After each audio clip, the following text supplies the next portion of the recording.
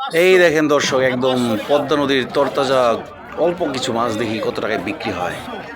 আর 500 টাকা আর 500 আর 550 550 550 টাকা আর 550 টাকা নদীর একদম তাজা মাছ। 600